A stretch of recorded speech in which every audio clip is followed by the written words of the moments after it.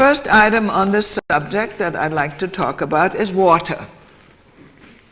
Many of you have read health books, and most of you have been told that a normal, healthy person should be drinking at least 8 glasses of water a day. This may be true. If you eat salted food, the salt has to be flushed out and bound to water to survive, for your body to survive. Secondly, high protein diet. You need to flush out the kidneys because the protein caused terrible problems, the animal proteins. But the Gerson therapy says, don't drink water. Not only that, but when you're not on the therapy. Not only that, but the water itself is so unclean. It's polluted. It has all kinds of chemical damage. I hate to tell you, the London water, well, in a way you're lucky it's not fluoridated. It could be worse. But it has a whole lot of additives and chemicals, and even though they try to clean it, it isn't clean. The water needs to be clean. The least you have to do is go through a filter system, go through a reverse osmosis filter system, or better yet, especially if water is fluoridated. You can't remove the fluoride with filters. They go right through the membrane. You have to distill it.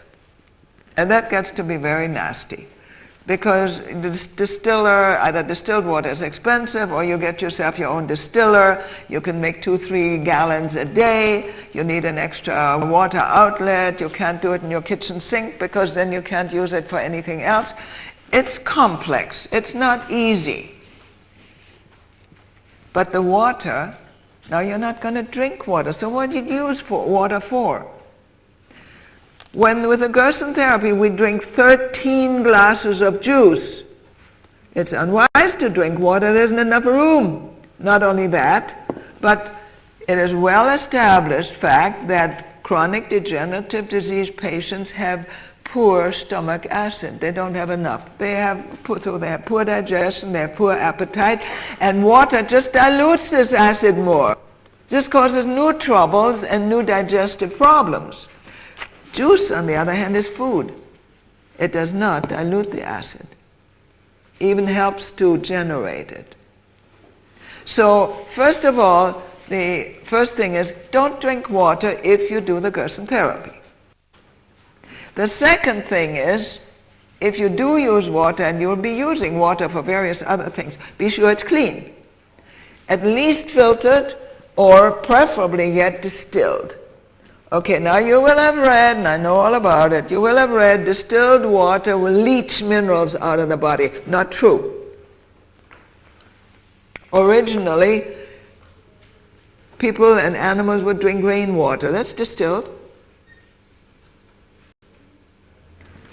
The water, the minerals that are in water are inorganic, and they're very often useless, sometimes harmful. The sodium and calcium, they're not good for you.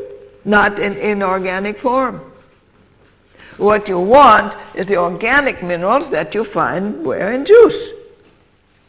Changed and converted by the plant and full of nutrients and enzymes so they can be properly lodged in the bone. But you're still going to use water, because later on we come to the question of coffee enemas. That water goes into the body. It needs to be clean. We are going to be using special soup. To cook, you need water. In certain areas, in particular cases, we are going to use herbal teas. You need water. The water has to be clean. Other problem. If your water is fluoridated, you can't even bathe in it because you absorb a lot of fluoride through the skin. Then what do you do? It gets to be very nasty because you have to bathe, just use some distilled water or some reverse osmosis water, warm it in a basin or sink or someplace and do a sponge bath. And maybe once a week, soap yourself down and have a quick shower knowing full well that it's not going to do you any good. It's a nasty business, but they poison everything around you. And you mustn't put new poisons in your body. Remember, the body is toxic already and deficient. Water has to be clean, should be distilled at best, or at least filtered so that it's clean and has no additives in it. You do need water. You don't drink water because you drink so many juices. In the beginning, many patients are thirsty beyond their 13 glasses of juice. It's a lot of fluid. But they're still thirsty in the night. There's no juice. So what do? Never, never, never. When the body demands something, don't help. Supply the body what it needs. If your body says thirsty, you got to drink. So if there's no juice available and you're not supposed to drink water, what do? Tea, herbal tea. There's some very good herbal teas like peppermint tea. There's some mixed teas for sleeping, and there's some Tahibo or Podarco tea, which is a wonderful anti-cancer tea. There are various herbal teas that are very valuable. Please, not the black tea. Not the tea you're used to, which has fluoride in it. And we have to work a little bit on fluoride. Let me go into that for a moment.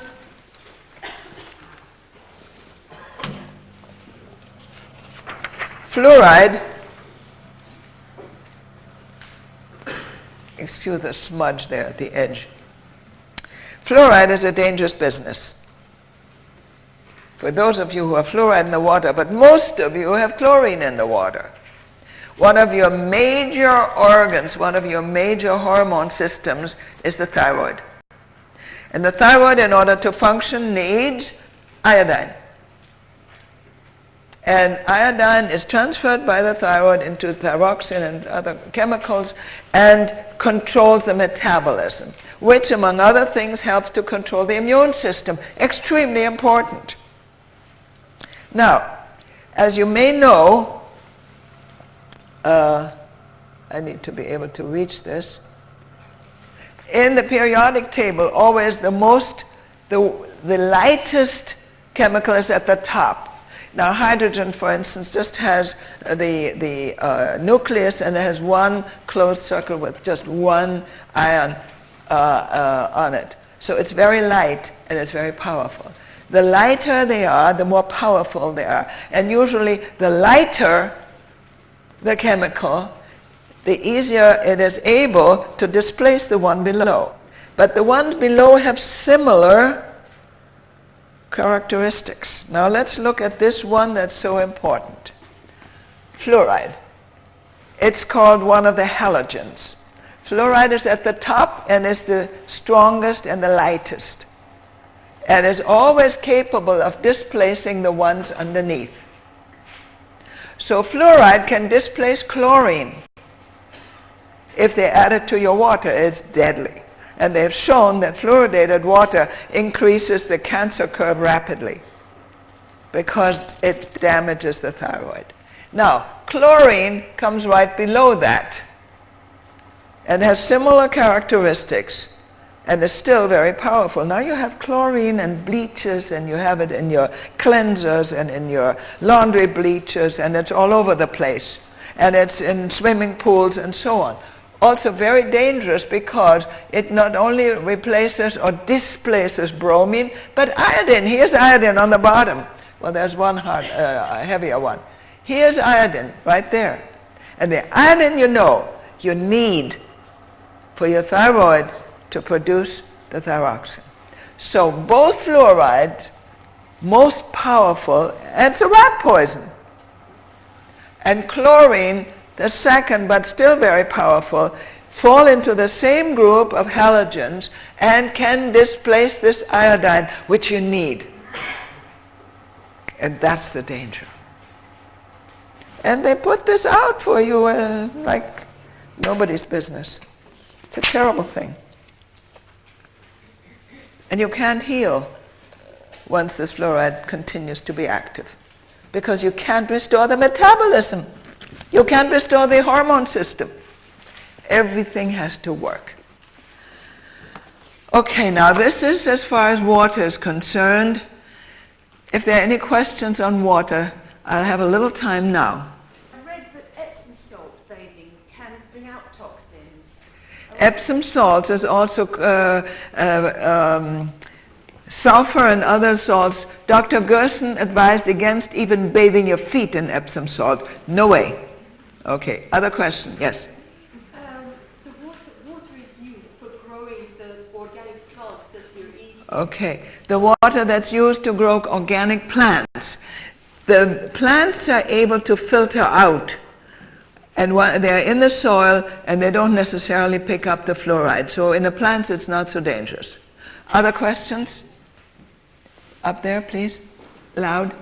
What about, if somebody's involved in sporting activities and they do need to have a much higher intake of fluid? The intake of fluid? Yeah.